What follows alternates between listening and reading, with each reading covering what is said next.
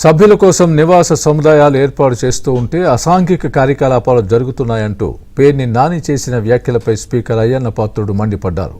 సభకు రాకుండా ఇలాంటి మాటలు మాట్లాడడం సమంజసం కాదన్నారు. వైసీపీ సభ్యులు సభకు వచ్చాకే జీతాలు తీసుకోవాలంటున్న స్పీకర్ అయ్యన్న పాత్రుడితో మా ప్రతినిధి సత్య ఫేస్ టు ఫేస్. ఆంధ్రప్రదేశ్లో స్వతంత్ర దినోత్సవాన్ని వినూత్నంగా నిర్వహించేందుకు స్పీకర్ అయ్యన్న పాత్రుడు గారు శ్రీకారం చుట్టారు. ముఖ్యంగా స్వతంత్ర దినోత్సవ వేడుకల సందర్భంగా మన స్వతంత్ర సమరయోధులు చేసినటువంటి కార్యకలాపాలు సామాన్య ప్రజలకు కూడా తెలియాలనే ఉద్దేశంతో అసెంబ్లీలోకి సామాన్యులను పర్మిట్ చేయడంతో పాటు స్వతంత్ర దినోత్సవ ప్రాశస్త్యాన్ని తెలియజేసే కార్యక్రమాలు కూడా ఇక్కడ ఏర్పాటు చేశారు. వాటి గురించి అయ్యన్న పాత్రుడు గారితో మాట్లాడదాం. సార్, స్వతంత్ర దినోత్సవం గురించి మన స్వతంత్రంలో మన ఫ్రీడమ్ ఫైటర్స్ చేసిన త్యాగాల గురించి అందరూ మర్చిపోతున్న పరిస్థితి. ఈ టైంలో మీరు ఇలాంటి కార్యక్రమం చేపట్టారు కదా, ఎలా చూడాలి దీన్ని? అంటే ప్రభుత్వాలు ఈ కార్యక్రమాలు చేస్తున్నాయి. ఆగస్టు 15వ తారీఖుని స్వతంత్ర దినోత్సవం చెప్తున్నారు, గొప్పగా చేస్తున్నారు, కవాతులు చేస్తున్నారు.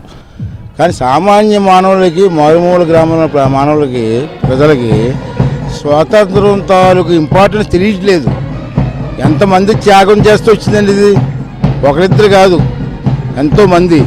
అటువంటి కార్యక్రమాన్ని ప్రజల్లోకి తీసుకెళ్లాలా, ముఖ్యంగా చదువుకున్న కుర్రవాళ్ళకి తీసుకెళ్లాలా, చిన్న చిన్న పిల్లలు ఈవేళ స్కూల్లో ఉన్నారు, వాళ్ళందరిలోకి తీసుకెళ్లాలని ఉద్దేశంతో ఈవేళ కార్యక్రమం చేయాలని ఒక నిర్ణయం తీసుకోవడం జరిగింది. ఏవైతే నివాస గృహాలు ఉన్నాయో, సముదాయాలు ఉన్నాయో, వాటి గురించి ఒక మాజీ మంత్రి ఉండి పేర్ని నాని లాంటి వాళ్ళు ఇష్టానుసారంగా వ్యాఖ్యానించడం, ముఖ్యంగా అక్కడ అసాంఘిక కార్యకలాపాలు జరుగుతాయి, డ్రైవర్లకు వాళ్లకు ఇస్తారు, వాళ్ళు కూడా లేకపోతే ఇవన్నీ జరుగుతాయని ఆయన మాట్లాడడాన్ని ఎలా చూడాలి?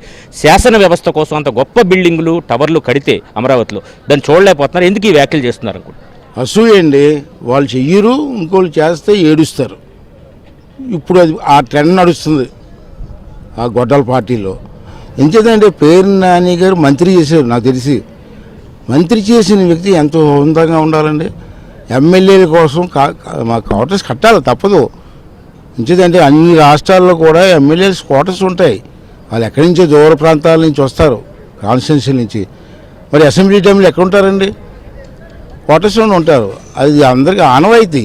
దాని ప్రకారంగా ఇవాళ బ్రహ్మాండంగా చంద్రబాబు నాయుడు గారు ప్లాన్ చేసి బ్రహ్మాండంగా ఎక్కడా లేని విధంగా, భారతదేశంలో ఈ విధంగా ఎప్పుడు ఎక్కడా లేవు, మనంత ప్లాన్ చేసి కడితే అసాంఘిక కార్యక్రమాలు జరుగుతాయి. దాంట్లోనే డ్రైవర్లు పడుకుంటారు, గన్మ్యాన్లు పడుకుంటారు. ఆ క్వార్టర్స్ ఎందుకని మాట్లాడుతున్నారంటే అసలు బుద్ధి ఉందండి మాట్లాడడానికి? ఒక నాయకుడు అయ్యి ఉండి మంత్రి చేసిన వ్యక్తి అలా మాట్లాడొచ్చండి? ఇంకా నయ్యం, ఎమ్మెల్యే క్వార్టర్స్లో అసాంఘిక కార్యక్రమాలు జరుగుతాయని అన్నావు, ఇక అసెంబ్లీ కూడా అసాంఘిక కార్యక్రమాలు జరుగుతాయని చెప్తావు. నీలాంటి తప్పు కదా. దేవాలయం లాంటి అసెంబ్లీని, దేవాలయం లాంటి వ్యవస్థని మరి ఈవేళ ఆ విధంగా మాట్లాడడం ఎంతవరకు సబు? నానిగారు చెప్పండి, ఇది పద్ధతి కాదు. ప్రజలందరూ కూడా ఖండించవలసిన అవసరం కూడా ఉందని చెప్పి మనం చేస్తున్నాను. శాసన వ్యవస్థను ప్రజలకు అత్యంత చేరువ చేసే ప్రయత్నం చేస్తున్నాం. ప్రజలందరూ కూడా ఈ కార్యక్రమాలకు హాజరై విజయవంతం చేయాలని ఆయన కోరుతున్నారు. కెమెరా పర్సన్ సుబ్రహ్మణ్యంతో సత్య, ఏబిఎన్ ఆంధ్రజ్యోతి, ఏపీ అసెంబ్లీ.